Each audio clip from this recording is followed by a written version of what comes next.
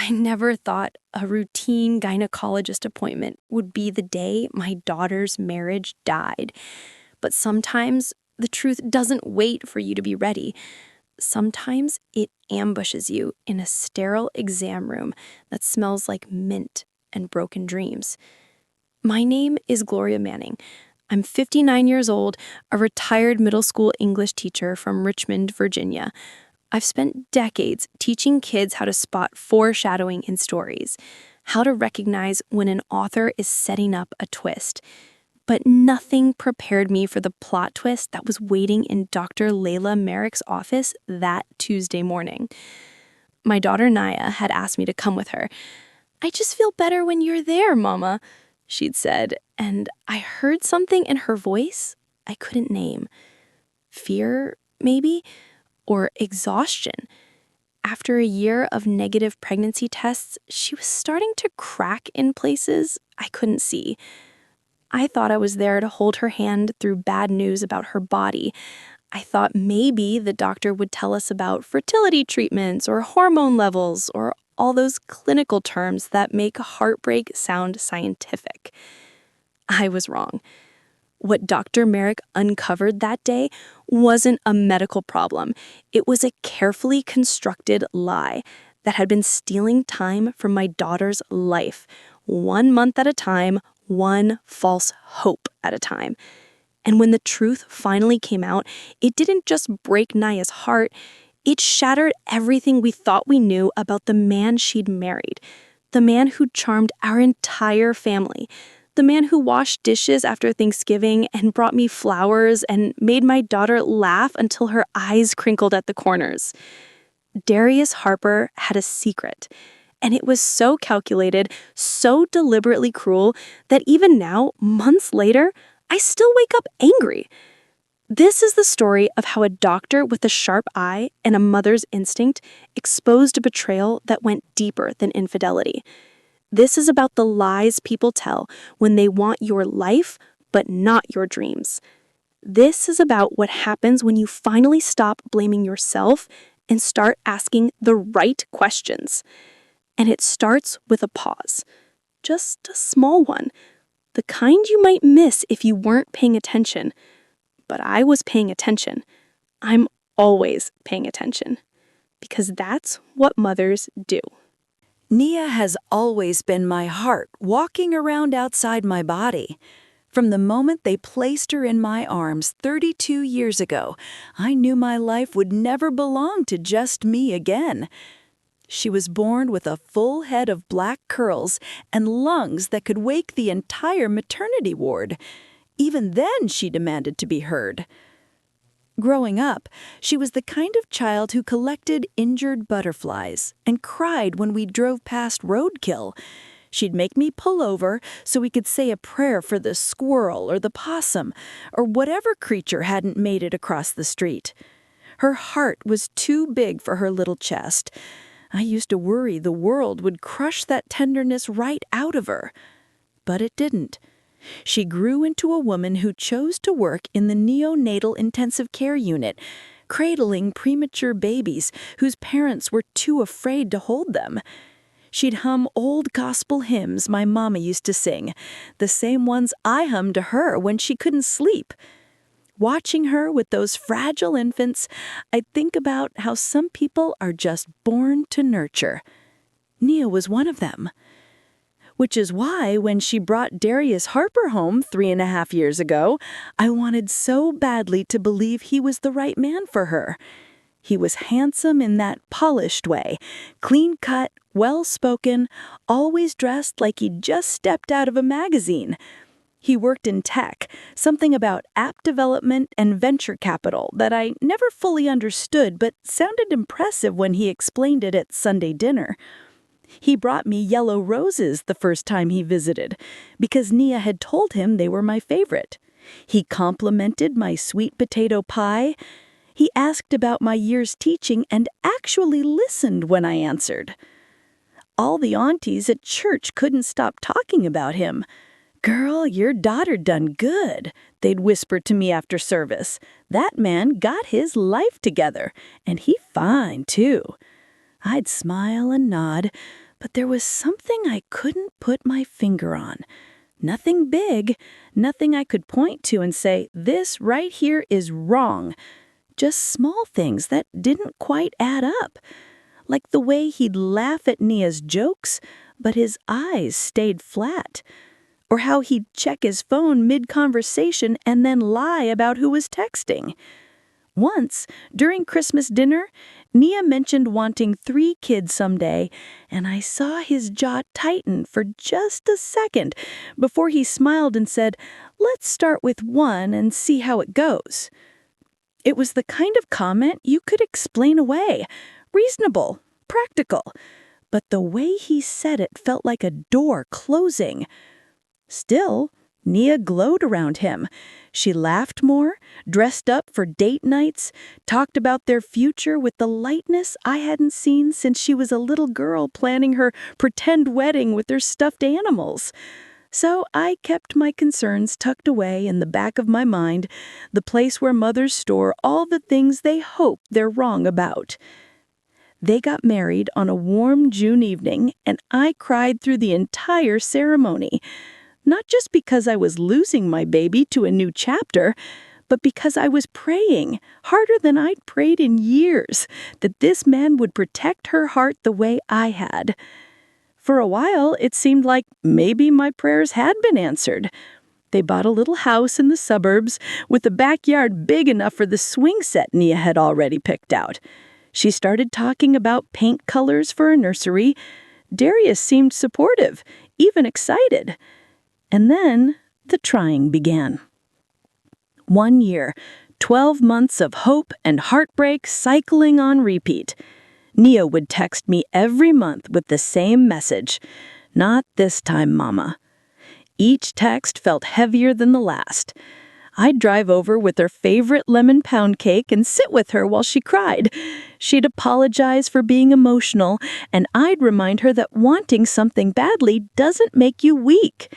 But I could see the weight of it pressing down on her shoulders. She started blaming herself, wondering if it was the stress from work or her diet or something she'd done wrong in her past. I hated watching her shrink under the burden of questions that had no answers. Darius, for his part, seemed frustratingly unbothered. He'd pat her shoulder and say things like, "It'll happen when it happens," or "Maybe we're not timing it right."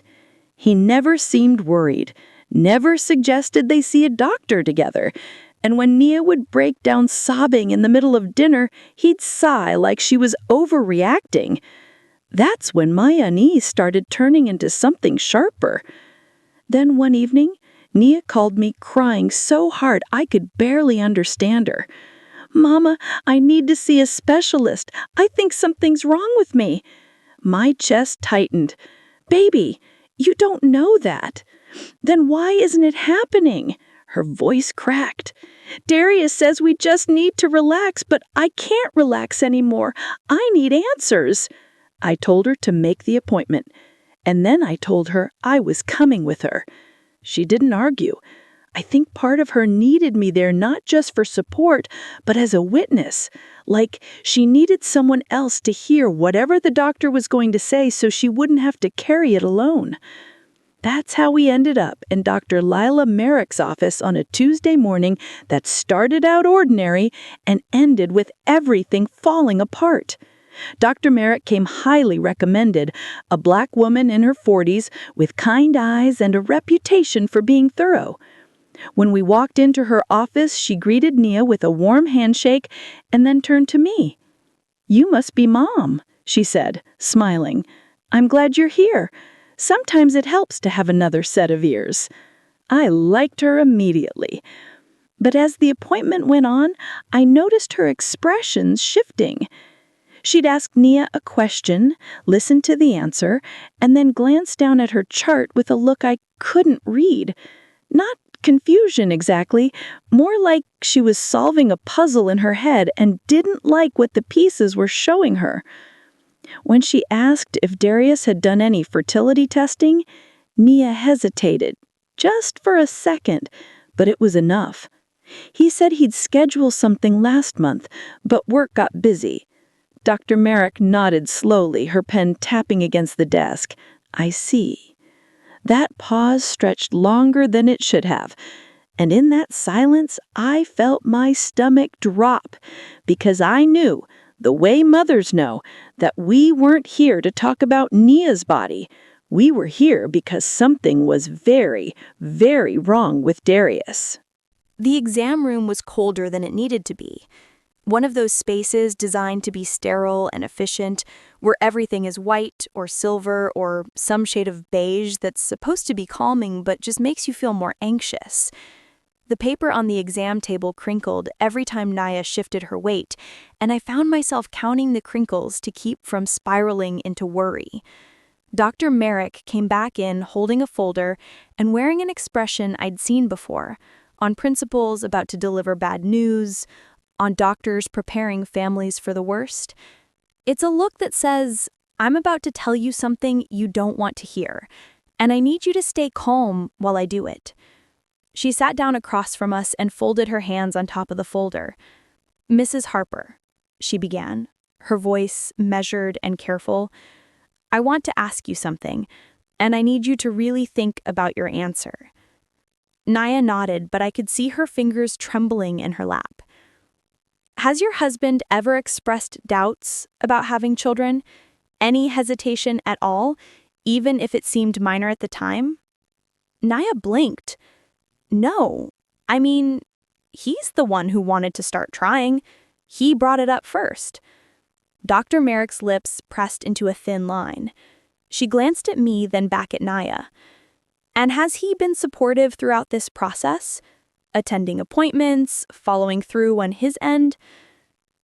He's been busy with work, Nia said, her voice getting smaller. But he supports me. Why are you asking this?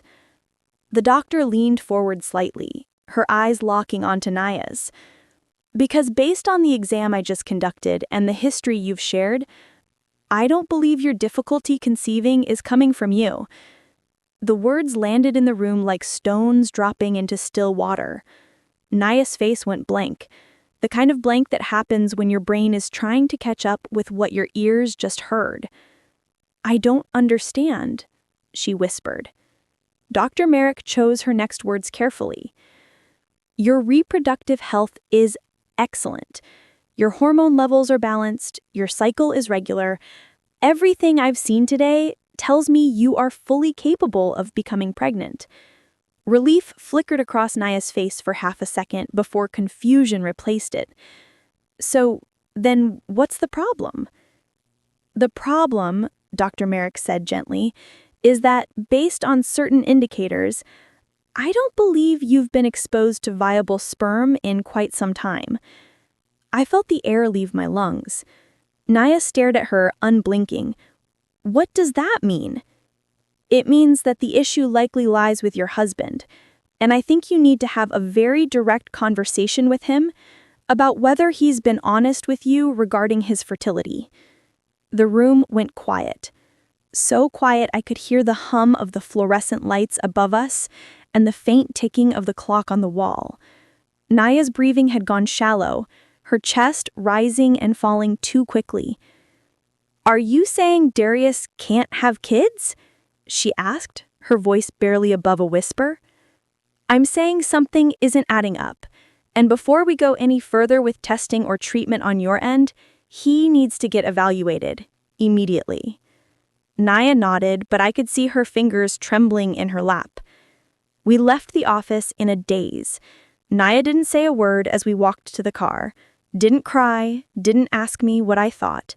She just sat in the passenger seat staring straight ahead while I drove, her hands folded in her lap like she was holding herself together by sheer will. When we pulled into her driveway, she finally spoke. I'm gonna ask him. Good, I said. You deserve the truth. She looked at me then, and I saw fear in her eyes. Real, bone-deep fear. Mama, what if he's been lying to me this whole time? I reached over and squeezed her hand. Then you deal with it, but you can't keep living in the dark. She nodded and got out of the car. I watched her walk up to the front door, her shoulders squared like she was preparing for battle. And maybe she was. I didn't leave. I sat in that driveway with the engine running, my hands gripping the steering wheel, praying for strength I wasn't sure either of us had. When Darius's car pulled up 20 minutes later, I saw him glance at my car with a flicker of annoyance before heading in. I rolled down my window just enough to hear. At first, it was muffled voices. Then Naya's voice got louder. "The doctor said I'm fine." "Darius, she said the problem isn't me." His response was too quiet to make out, but I heard the tone, defensive, dismissive. "So when are you getting tested? You keep saying you will, but you never do. Why?" More muffled words. Then his voice rose, sharp and ugly. "Are you seriously going to believe some doctor over me? She doesn't know what she's talking about." "Then prove her wrong," Naya shouted. "Go get tested and prove her wrong." Silence. Then the sound of a door slamming. Moments later, Darius came storming out of the house, got in his car, and peeled out from the driveway without even looking at me. I got out and ran to the front door.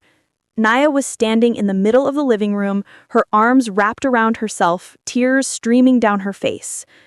"He left," she said, her voice hollow. "He just left." I pulled her into my arms and let her cry. And as I held my daughter, feeling her body shake with sobs, I felt something cold and hard settle in my chest. This wasn't just about fertility. This was about control. And I was going to find out exactly what Darius Harper was hiding. The next 3 days felt like watching a slow-motion car crash. Darius came home late that first night, slipping into bed without a word. Naya pretended to be asleep, but she texted me at 2 in the morning. "He won't talk about it, Mama. Acts like nothing happened." I told her to give him space to process, but honestly, I didn't believe my own advice. Men don't need 3 days to process a simple doctor's appointment. They need 3 days to come up with a good lie. By Thursday, Darius had agreed to schedule a fertility test. Naya called me with cautious hope in her voice. "He said he'll do it next week. He apologized for getting defensive." "Good," I said, trying to match her optimism, but my gut was screaming that next week would come and go with another excuse. I was right. Monday morning, Darius claimed the clinic had scheduling issues. Wednesday, he had an emergency meeting that ran late. Friday, he said he'd gone to the wrong location and they couldn't fit him in. Each excuse sounded reasonable on its own, but strung together they formed a pattern I recognized from years of teaching middle schoolers who hadn't done their homework. Naya started noticing other things too. Small things that hadn't seemed important before but suddenly felt weighted with meaning. His phone was always face down now. Always. Even when he was in the shower, it stayed face down on the bathroom counter. When it buzzed, he'd snatch it up before she could even glance at the screen. He'd started coming home smelling freshly showered, his hair still damp, claiming the gym had better water pressure than their house. But Naya checked his gym bag one night and found it bone dry. No damp towel, no sweaty clothes, nothing. Then there was the cologne. A new bottle appeared on his dresser, something expensive and woody that Naya had never bought him. When she asked about it, he said a client had given it to him as a gift. But she'd worked retail before nursing school. She knew that bottle cost over $200. What client gives a gift like that? Naya tried to tell herself she was being paranoid, that the stress of trying to conceive was making her see shadows where there was only light. But I knew better. I had been married to her father for 18 years before he passed. I knew what a guilty man looked like. So when Naya texted me one evening asking if I could drop off some leftovers because she was working a double shift, I saw my chance. I pulled up to their house around 8 p.m. Darius's car was in the driveway, which surprised me. He'd told Naya he'd be out late at a networking event. I grabbed the casserole dish from my passenger seat and walked up to the front door. That's when I saw them. A pair of women's shoes. Not Naya's. These were strappy sandals, expensive looking, sitting right by the doormat like someone had kicked them off in a hurry. My heart started pounding. I rang the doorbell. Once, twice, no answer. But I saw movement through the upstairs window, a shadow passing by quickly. Then the light flicked off. I stood there for a long moment, my finger hovering over the doorbell again. Part of me wanted to bang on that door until someone answered, but another part, the smarter part, knew I needed proof, not confrontation. So I walked back to my car and set the casserole on the passenger seat. Then I waited. 15 minutes passed, then 20. I was starting to think I'd imagined the whole thing when the side gate creaked open. A woman emerged, young, maybe late 20s, long braids pulled into a ponytail. She was adjusting her shirt as she walked, her movements quick and nervous. She glanced back at the house once before pulling out her phone. Within 2 minutes, a car pulled up. Not a taxi, one of those rideshare vehicles with the little light in the window. She got in without looking back, and they drove away. I sat there in the darkness, my hands shaking on the steering wheel, and I did something I never thought I'd do. I took out my phone and photographed the license plate of that rideshare car before it turned the corner. Then I drove home and wrote down everything I seen. The time, the shoes, the woman, the license plate. Because I knew, the way mothers know, that this wasn't over. This was just the beginning. When I called Naya the next morning, I kept my voice calm. "Baby, we need to talk, not over the phone. Can you come by after your shift?" She must have heard something in my tone because she didn't ask questions, just said she'd be there by noon. When she arrived, I made her sit down before I told her, poured her a glass of sweet tea and held her hand while I explained what I'd seen. The shoes, the woman, the rideshare. Naya didn't cry. She just stared at me with this awful blank expression. "You're sure it wasn't a coworker? Maybe they were working on something together." "At 8 p.m. in your house, when he told you he'd be out?" She closed her eyes. "Maybe there's an explanation." "Maybe," I said gently, "but you need to ask him for it." She nodded, but I could see the fight draining out of her.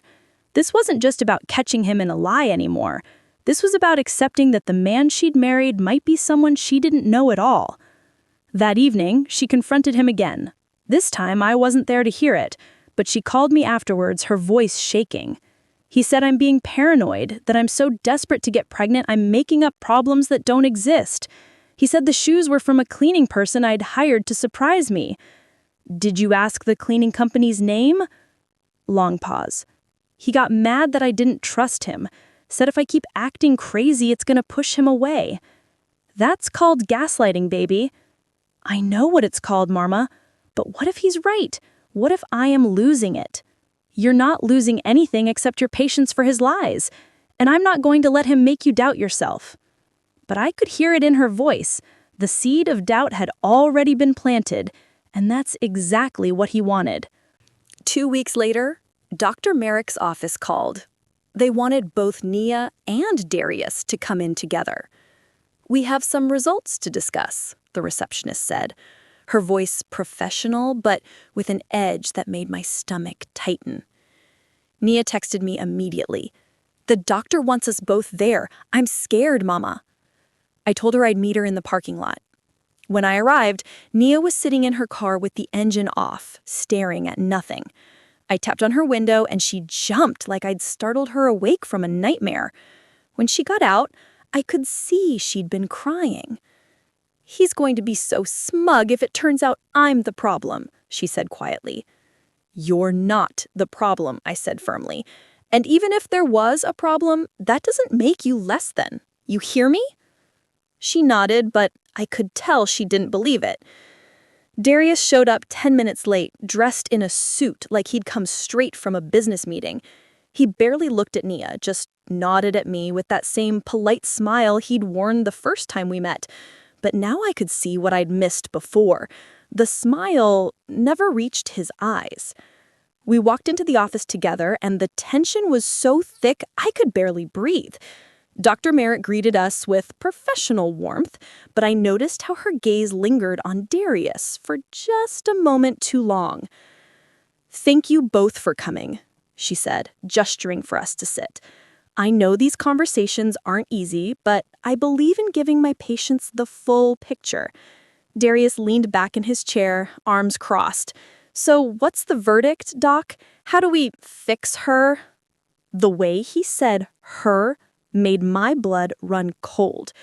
Dr. Merrick's expression didn't change, but I saw her jaw tighten slightly. Actually, Mr. Harper, Mrs. Harper is in excellent health. All of her tests came back perfectly normal. Her hormone levels, ovarian reserve, uterine lining, everything is exactly where it should be for someone trying to conceive. Nia exhaled, and I saw relief wash over her face. Then Dr. Merrick turned to Darius. His confidence faltered for just a second. Me? I told you, I'm fine. I don't need tests. Actually, she said, her voice calm but firm, I pulled your medical records with your consent from the forms you signed at intake. Darius's face went pale. You did what? I did when a patient is being actively misled about their fertility options. She continued, unfazed. And what I found was interesting. The room went still. Mr. Harper, she said, looking directly at him, according to your records, you had a vasectomy 8 years ago. I felt like someone had punched me in the chest. Nia's mouth fell open, but no sound came out. She just stared at him, her eyes wide with disbelief. Darius shot up from his chair. That's private medical information. You can't just... I can, when a patient is being actively misled about their fertility options. Dr. Merrick cut in, her voice steel. You've let your wife believe for over a year that she was the reason you couldn't conceive. That's not just dishonest, Mr. Harper. It's cruel. I didn't. I wasn't. He was stammering now, his polished exterior cracking. Nia finally found her voice. You had a vasectomy? The words came out strangled, like she couldn't quite believe she was saying them. You had it before we even met? He turned to her, his face a mixture of anger and something close to panic. It wasn't like that. I was young. I didn't think I wanted kids. I was going to tell you. When were you going to tell me? She shouted, standing up. After another year of me crying every month? After I spent thousands on fertility treatments I didn't need? Nia, calm down. Don't tell me to calm down. Her voice cracked and tears started streaming down her face. You told me you wanted children. You said you wanted to start a family. Was that all a lie? Dr. Merrick raised a hand gently. Actually, there's more you both need to know. Nia and I both turned to her, and I felt my stomach drop again. How could there possibly be more? Mr. Harper, Dr. Merrick said slowly, your vasectomy was reversed 2 years ago. The words hung in the air like smoke. Nia sank back into her chair.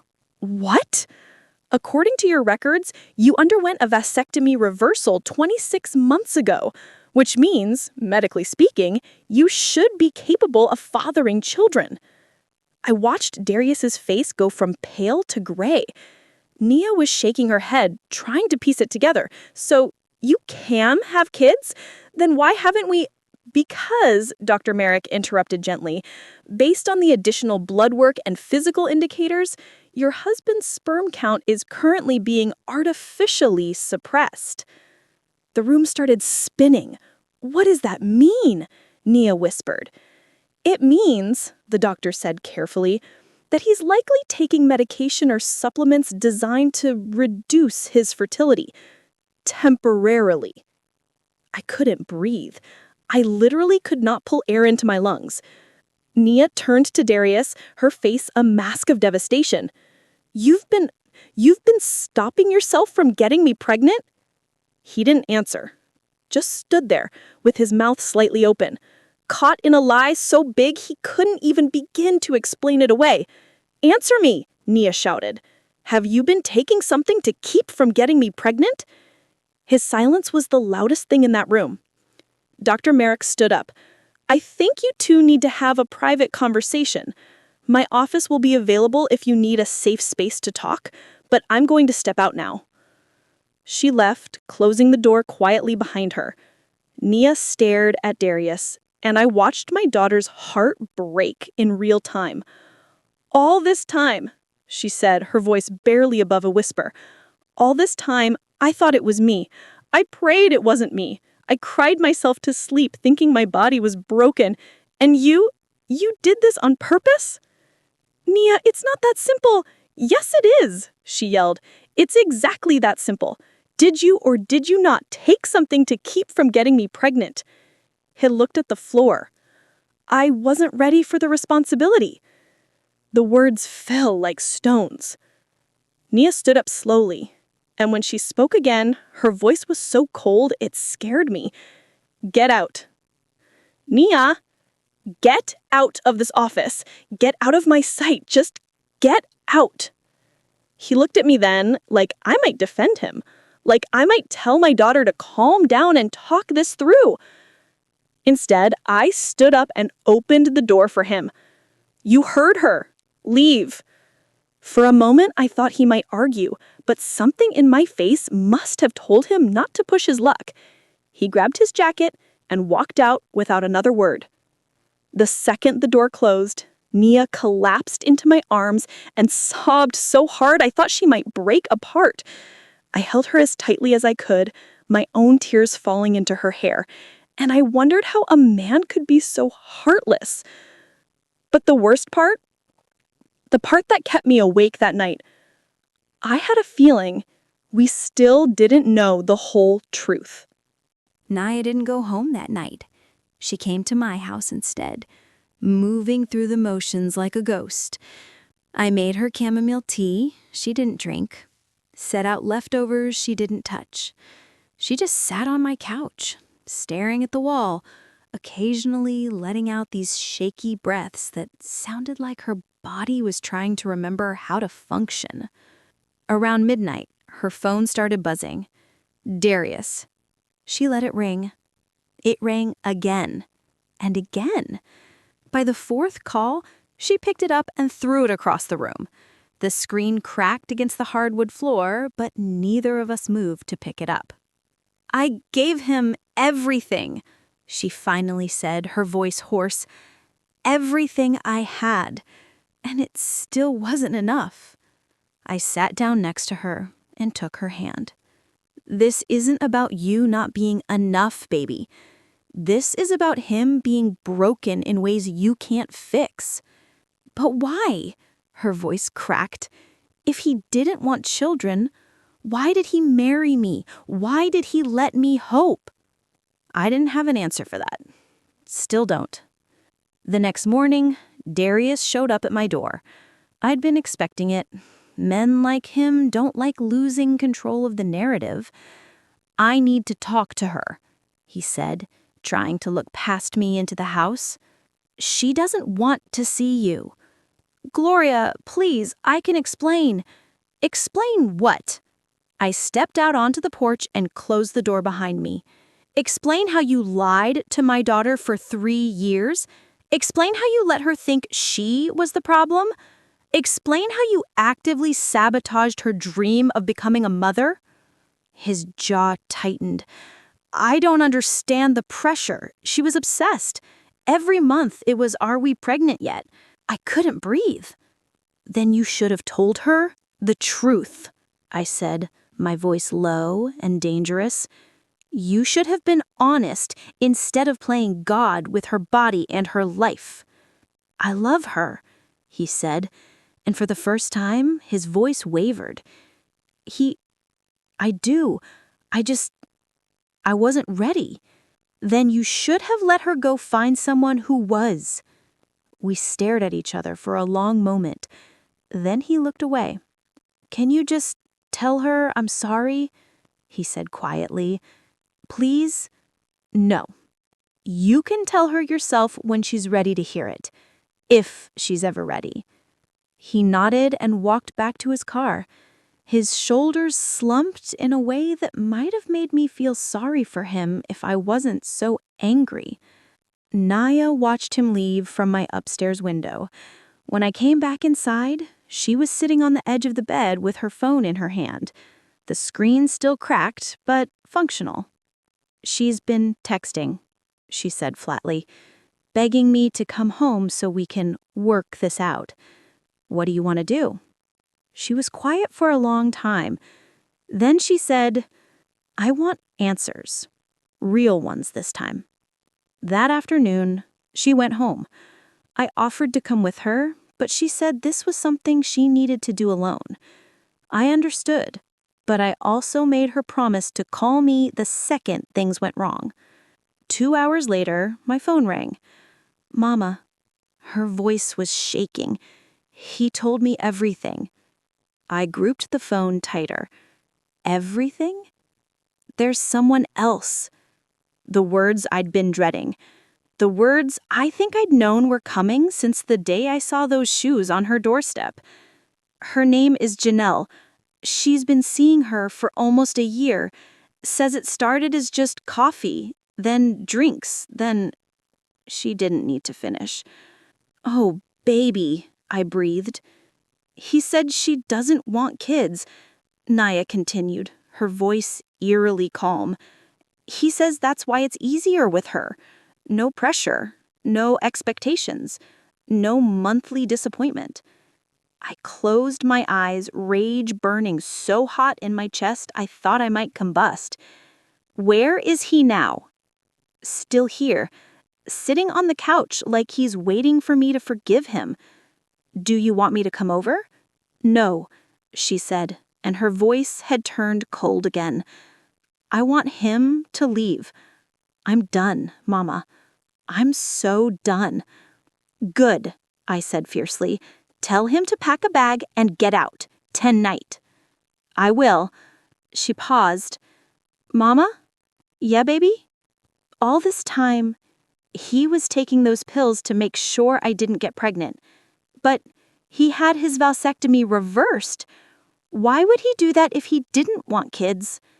The question hung in the air, heavy with implications I didn't want to consider. "I don't know," I said slowly. "But that's a question you need to ask him before he leaves." When she called me back an hour later, her voice was so quiet I almost couldn't hear her. "He said the reversal wasn't for me." My stomach dropped. "What?" "He said he got it reversed because he thought maybe someday, with the right person, he might want kids. Just not now. And apparently not with me." I heard her start to cry again, and this time it wasn't the shocked, disbelieving tears from before. These were the deep, gut-wrenching sobs of someone realizing they'd built their entire life on a foundation that never existed. He said I was too intense about it, too focused on getting pregnant, that it became the only thing I cared about, and it killed his feelings for me.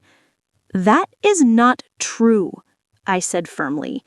"You were focused on it because he told you he wanted it too. He led you to believe you were building something together. But what if he's right? What if I did push too hard?" "Naya Manning Harper," I said, using her full name the way I did when she was little and needed to hear something important. "That man lied to you. He manipulated you. He made you believe your body was failing when really he was sabotaging you. None of this is your fault. Do you hear me?" Silence. Then, quietly, "He's packing now. I told him to be gone by morning. Do you want me to come stay with you?" "No," she said. "I just want to be alone." That scared me more than anything else she'd said. But I knew my daughter. When she needed to process, she needed space. So I told her I loved her, made her promise to call me if she needed anything, and spent the night pacing my living room, praying for her broken heart. The next morning, Darius was gone, and so was the man Naya thought she'd married. All that was left was the truth, sharp and ugly and impossible to ignore. 3 days passed.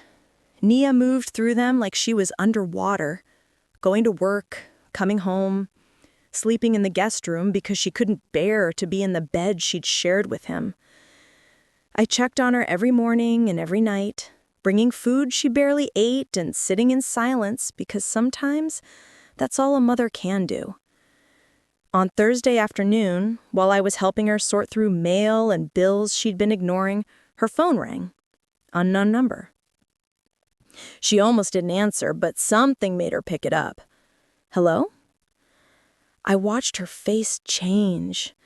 Confusion first, then recognition, then something close to fear. Who is this? She asked, her voice tight. I couldn't hear the other end, but I could see Nia's hands starting to shake. Hold on, she said, then put the phone on speaker and set it on the kitchen table between us. A woman's voice filled the room. Young, trembling, scared. My name is Janelle. I need to talk to you about Darius. Nia's eyes met mine. I nodded, letting her know I was there. I'm listening, Nia said, her voice surprisingly steady. First, I need you to know I didn't know he was married. Not at first. He told me he was divorced, showed me divorce papers and everything. Said his ex-wife was bitter and trying to ruin his life. I felt my jaw clench. Of course he did. When did you find out the truth? Nia asked. 2 weeks ago. I saw a piece of mail at his apartment with your name on it. Mrs. Nia Harper. I confronted him and he finally admitted he'd lied. Said the divorce wasn't final yet, that it was complicated. He paused. But when I looked you up online, I saw wedding photos from 3 years ago. Recent anniversary posts. You weren't getting divorced. You didn't even know about me. Nia closed her eyes. No, I didn't. I'm so sorry, Janelle said, and she sounded like she meant it. I ended it immediately, told him I never wanted to see him again. But that's when things got scary. My pulse quickened. Scary how? Who's that? Janelle asked. My mother, Nia said. She's here with me. What do you mean scary? Janelle took a shaky breath. He showed up at my apartment, started banging on the door, screaming that I was ruining everything, that I owed him, that we had plans together and I couldn't just walk away. Plans? Nia whispered. What kind of plans? Long pause. That's why I'm calling, Janelle said, her voice dropping lower, because I think he's dangerous, and I think you need to know what he told me. My stomach turned. What did he tell you? He said he wanted a fresh start, a new life with someone who understood him, someone who didn't pressure him or make demands. He paused again, and when she spoke, her voice was barely audible. Someone who could give him a child when he was ready. The room tilted. Nia's mouth opened, but no sound came out. But you said he didn't want kids, I managed to say. That's what he told me too, Janelle said quickly. That's what made me trust him. I told him from the beginning I wasn't interested in having children, and he said that was perfect because he'd already had a vasectomy. He said he couldn't have kids even if he wanted to. Nia found her voice. He lied to you too? I know that now, Janelle said, because 3 months ago, I missed my period. I took a test, it was negative, but then I missed another one. I went to a doctor and she said I wasn't pregnant, but my hormones were off. She asked if I'd been around anyone taking fertility medications. Janelle's voice cracked. That's when I started going through his things. I found pills in his gym bag, Clomid. It's used to increase sperm count. Nia was shaking her head, tears streaming down her face. No, that doesn't make sense. He was taking pills to suppress his fertility with me because he didn't want a baby with me, Janelle interrupted gently. But I think he was trying to get me pregnant, without my consent, without my knowledge. The words hung in the air like poison. I grabbed the edge of the table to steady myself. Why would he do that? Control, Janelle said simply. If I got pregnant, I'd be tied to him, dependent on him. He could play the victim, tell everyone I trapped him, that I lied about not wanting kids. He'd have leverage over both of us. Nia let out a sob that was half sob, half gasp. He told me you were the one pressuring him, that you wanted a family and I was just bitter about it. He told me you were obsessed with getting pregnant and it drove him away. He made us both sound crazy so we'd never compare stories. We sat in silence for a moment, both processing the magnitude of his manipulation. "There's one more thing," Janelle said quietly. "And this is the real reason I called. Last night, he showed up at my job, started yelling in the parking lot that I ruined his life, that if I talk to anyone about what happened, he'll make sure I regret it. Security had to escort him out." "Did you file a report?" I asked. "Yes, but the police said unless he physically hurts me, there's not much they can do. So I'm calling to warn you." Her voice broke. "He's not stable. And I think when he loses control of one thing, he tries to control something else. If he can't control me anymore, he's going to come after you harder." Nia wiped her face with the back of her hand. "Thank you for telling me. I'm sorry he did this to you." "I'm sorry he did this to both of us," Janelle said. "Be careful, okay? And if you need me to testify to anything or make a statement, I will. He doesn't get to do this and just walk away."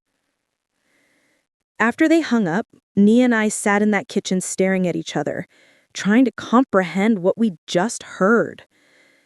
"He was playing both of us," she finally said, "making us enemies when we should have been allies. And trying to trap you both in different ways," I added, my voice hollow. Nia stood up abruptly, wiping her face. "I need to get a restraining order, today." "I'll drive you," I said, already grabbing my peas. Because now this wasn't just about betrayal or infidelity or broken promises. This was about safety.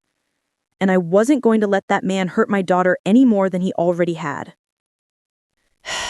The courthouse smelled like old paper and desperation. Naya's hands were ice cold in mine as we sat on the hard wooden bench outside the courtroom, waiting for our case to be called. She'd barely slept in the 2 days since Janelle's call, and it showed in the dark circles under her eyes and the way she kept checking over her shoulder like Darius might appear at any moment. Her lawyer, a sharp-eyed woman named Patricia Chen, had assured us the temporary restraining order would likely be granted based on the evidence. The texts, the workplace incident with Janelle, the documented lies about fertility. But nothing felt certain anymore. "Harper versus Harper," the bailiff called. Naya squeezed my hand so hard I felt my bones shift. "I can't do this." "Yes, you can, and I'm right here." We walked into that courtroom together, and I made sure to sit in the front row, where she could see me. Patricia sat beside Naya at the plaintiff's table, organizing documents with practiced efficiency. Then Darius walked in. He looked different, smaller somehow, though he was wearing another one of his expensive suits. His jaw was tight, and when his eyes met Naya's across the room, I saw something flicker there. Not remorse, but resentment. Like he was inconveniencing her by demanding accountability. The judge, a black woman in her 60s with silver hair and reading glasses, reviewed the petition with careful attention. Judge Monroe, her nameplate read. She had the kind of face that had seen every lie and heard every excuse, and I felt a small surge of hope. "Mrs. Harper," she began, looking at Naya over her glasses, "you're seeking a protection order against your husband? Can you tell me why?" Naya scud, her voice shaking at first but growing stronger. "Your Honor, my husband has engaged in a pattern of deception and manipulation that I believe poses a threat to my safety and well-being." "Objection!" Darius's lawyer, a young man who looked fresh out of law school, stood up. "This is a civil protection order hearing, not a divorce proceeding. Marital disputes—" "Let her speak," Judge Monroe cut him off. "Continue, Mrs. Harper." Naya took a breath. "My husband lied to me about his fertility for 3 years. He had a vasectomy before we met and never told me. When I struggled to get pregnant, he let me believe I was the problem. He even—" her voice cracked. He even took medication to suppress his sperm count so I wouldn't conceive, all while claiming he wanted children as much as I did. Judge Monroe's expression didn't change, but I saw her pen pause over her notepad. He also had an affair with another woman, Naya continued, and when she tried to end the relationship, he became threatening. She's filed a police report. I believe if he's willing to threaten her, he'll escalate with me. These are serious allegations, the judge said. Do you have evidence? Patricia stood. Yes, Your Honor. We have medical records confirming the vasectomy and its reversal, testimony from Dr. Lila Merrick regarding the fertility suppression, and a sworn statement from the other woman, Janelle Morris, describing Mr. Harper's threatening behavior. She handed a thick folder to the bailiff, who passed it to the judge. Darius leaned over to whisper something to his lawyer, his face reddening. Judge Monroe read through the documents, her expression growing colder with each page. Finally, she looked up at Darius. Mr. Harper, do you wish to respond to these allegations? He stood quickly, his voice tight. Your Honor, my wife is twisting everything to make me look like a villain. Yes, I had a vasectomy years ago. Yes, I should have told her. But that doesn't make me dangerous. And as for this other woman, she's lying. She's upset that I ended things. You ended things? Judge Monroe interrupted. That's not what her statement says. She's lying, he repeated, louder this time. This whole thing is about money. My business is worth millions, and she wants half. Your Honor, Patricia stood again. May I submit additional evidence? Judge Monroe nodded. Patricia pulled out another folder. During discovery, we obtained Mr. Harper's financial records. His business, Harper Tech Solutions, is currently insolvent. He's over $300,000 in debt, with 2 lawsuits pending from investors claiming fraud. The room went quiet. Naya turned to stare at Darius, shock written across her face. He wouldn't meet her eyes. Mr. Harper's business has been failing for over a year, Patricia continued. We believe he was using his marriage as a financial safety net while pursuing another relationship as an exit strategy. The fertility deception was part of a deliberate plan to control the timeline of his departure. Judge Monroe set down the papers. Mr. Harper, is your business failing? His lawyer jumped up. Your Honor, my client's financial status isn't relevant. Answer the question, the judge said sharply. Darius's hands clenched into fists at his sides. I've had some setbacks. That's not a crime. No. But lying to your wife about your fertility while taking her money to support a failing business, that speaks to character. And character is very relevant when determining whether someone poses a threat. I never took her money, Darius shouted, his composure finally cracking. Everything I did for us. She just couldn't see it. She was obsessed. Every day it was, why aren't we pregnant yet? I couldn't breathe. So, yeah, I made sure it wouldn't happen until I was ready. That's called being responsible. You call lying to your wife responsible? The judge asked, her voice cutting. I call it survival, he yelled. You don't know what it's like living with someone who only sees you as a means to an end. She didn't love me. She loved the idea of me as a father. Naya stood up, tears streaming down her face. I loved you. I loved you. And you made me hate myself for wanting what you promised me. You promised yourself. I never asked for any of this. Enough, the judge's voice thundered through the courtroom. Mr. Harper, sit down, now. He didn't. He just stood there, breathing hard, his mask completely shattered. Bailiff, the judge said quietly. 2 officers moved toward him, and that's when Darius completely lost it. This is insane. You're all crazy. She's manipulating you. Can't you see that? They grabbed his arms and he tried to pull away, still yelling. She's going to take everything. You're going to let her destroy my life over lies. Remove him from the courtroom, the judge ordered. As they dragged him out, he locked eyes with Naya one last time. You'll regret this. You'll regret ever crossing me. The door slammed shut behind him, and the courtroom erupted in whispers. Judge Monroe waited for silence, then turned to Naya. Mrs. Harper, I'm granting your petition for a protection order. Mr. Harper is to have no contact with you, direct or indirect, for a minimum of 1 year. He is also ordered to stay at least 500 feet from your residence, your workplace, and any location where you may be reasonably found. Naya's knees buckled slightly, and Patricia caught her arm. Furthermore, the judge continued, I'm referring this case to the district attorney's office for possible criminal charges related to the financial fraud allegations. Mr. Harper may not be dangerous in the traditional sense, but his pattern of manipulation and his outburst today suggest he lacks the emotional control necessary to be trusted around you. She looked directly at Naya, her expression softening just slightly. You did the right thing coming here today. Don't let anyone tell you otherwise. Naya nodded, unable to speak. As we left the courtroom, I wrapped my arm around my daughter's shoulders and felt her finally start to breathe again. Outside, Patricia handed Naya the official protection order. Keep this with you at all times. If he violates it, call the police immediately. What happens now? Naya asked. Now? Patricia smiled grimly. Now he faces consequences, and you start rebuilding your life. We walked to the car in silence, and it wasn't until we were sitting in the parking lot that Naya spoke again. Mama, I was married to a stranger. I squeezed her hand. No, baby, you were married to a liar. There's a difference. She leaned her head against my shoulder and cried, not the broken, desperate sobs from before, but something quieter, something that sounded almost like relief. 6 months. That's how long it took for the divorce to be finalized. 6 months of paperwork and lawyers and dividing up a life that had been built on lies.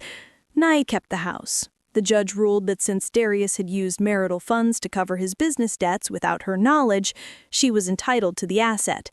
He didn't fight it. Rumor was he couldn't afford to. His business officially collapsed 3 months after the courthouse incident. Turns out when investors find out you've been falsifying profit reports and misappropriating funds, they tend to pull their support. The lawsuits were still pending, but his reputation was destroyed. Last I heard, he'd moved out of state, trying to rebuild somewhere people didn't know his name. Janelle pressed harassment charges. They stuck. Darius got 6 months probation and mandatory counseling. It wasn't much, but it was something. She called Naya once after it was over, just to check in. They talked for almost an hour. 2 women who'd been pitted against each other finding solidarity in survival. As for Naya, she spent those months slowly coming back to herself. The first month, she barely left the house except for work. She'd come home, take a shower, and sleep. I'd bring dinner and sit with her while she picked at her food and stared at the television without really watching it. Some days she'd cry. Other days she'd just be quiet. I learned not to ask how she was feeling. She'd talk when she was ready.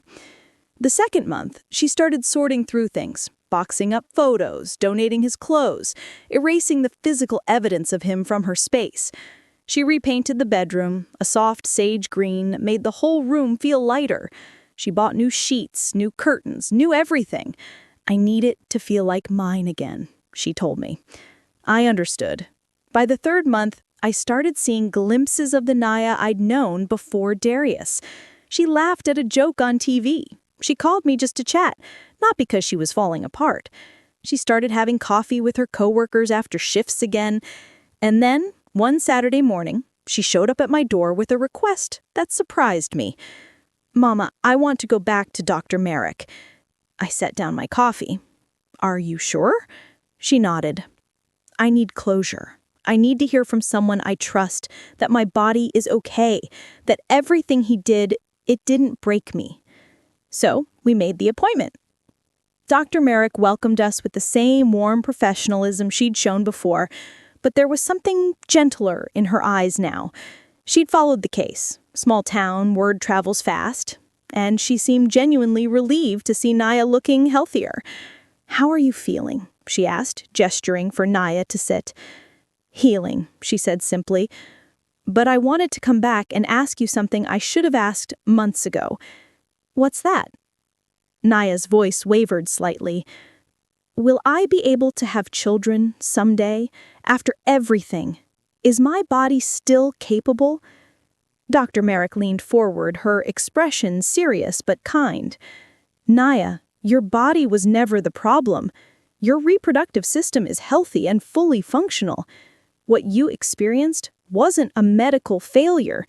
It was a toxic environment. What do you mean? Sometimes, the doctor said carefully, the body knows when conditions aren't right. Stress, emotional trauma, living with someone who is actively working against you. These things affect fertility in ways we're only beginning to understand. Your body wasn't broken. It was protecting you. Tears slid down Naya's cheeks. So, when the time is right, and when you're with someone who truly wants to build a life with you, not use you, I have every confidence you'll be able to conceive. She handed her a tissue. But there's no rush. You're 32. You have time. Use it to heal first. Naya nodded, wiping her eyes. Thank you for everything, for seeing what I couldn't see. That's what I'm here for, Dr. Merrick said softly. As we left the office, Naya stopped in the parking lot and turned to me. I'm going to be okay, aren't I, Mama? You're already okay, I said, pulling her into a hug. You're more than okay. That evening, Naya posted something on social media for the first time in months. It was a photo of her in the newly painted bedroom, sunlight streaming through the window, and the caption read, "Sometimes losing what you thought you wanted makes room for what you actually need. Here's to new beginnings." The comments flooded in, friends, family, co-workers, even some strangers who'd heard pieces of her story. Words of support, encouragement, solidarity. People sharing their own stories of betrayal and recovery.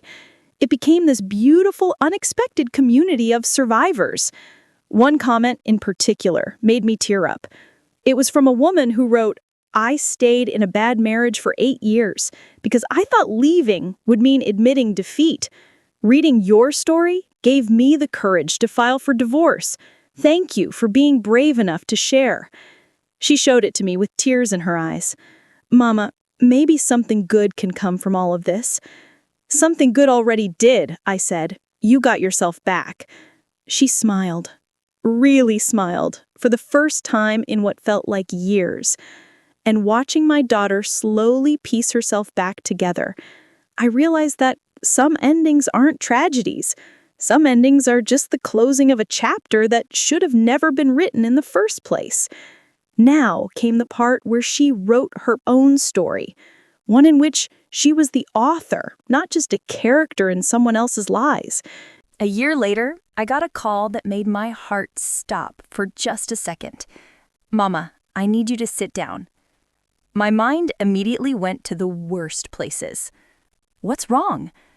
Nothing's wrong, Nia said, and I could hear the smile in her voice. I'm getting coffee with someone tomorrow, like a date. I exhaled, relief flooding through me. Oh, baby, that's wonderful.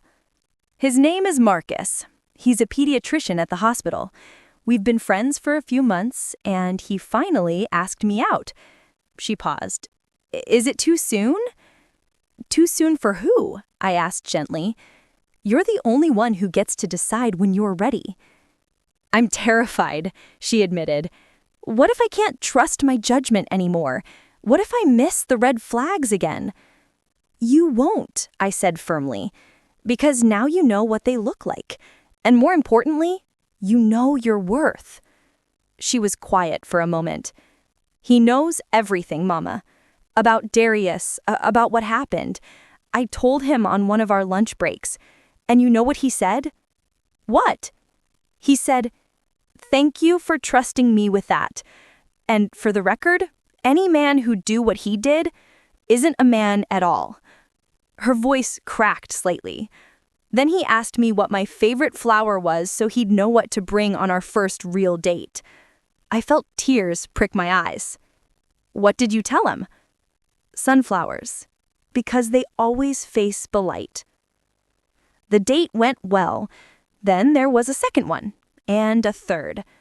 I met Marcus 4 months later, and I watched him carefully, the way mothers do, looking for cracks in the foundation. But what I saw was a man who listened when Nia spoke, who laughed at her jokes with his whole face, who asked me about my life and actually waited for the answer. He wasn't perfect, nobody is, but he was genuine, and that made all the difference. On what would have been her 5th wedding anniversary with Darius, Nia called me. I was thinking about where I was last year and where I am now, and Mama, I'm grateful. Grateful? That it ended when it did, that Dr. Merrick saw what I couldn't see, that you never gave up on me. She took a breath. I could have wasted another 5 years, another 10 years with him. But instead, I get to build something real with someone who actually sees me. Are you and Marcus getting serious? I asked, trying not to sound too hopeful. She laughed. We're taking it slow, but yeah, Mama, it's getting serious. And the best part? I'm not afraid of it. I'm not waiting for the other shoe to drop or looking for hidden lies. I'm just happy. That's all I'd ever wanted for her. 3 months ago, Nia called with news that made both of us cry. Not sad tears this time, joyful ones. I'm pregnant, Mama. My hand flew to my mouth. Oh, baby! 12 weeks. We wanted to wait to tell anyone until we were sure, but it's real. It's really happening.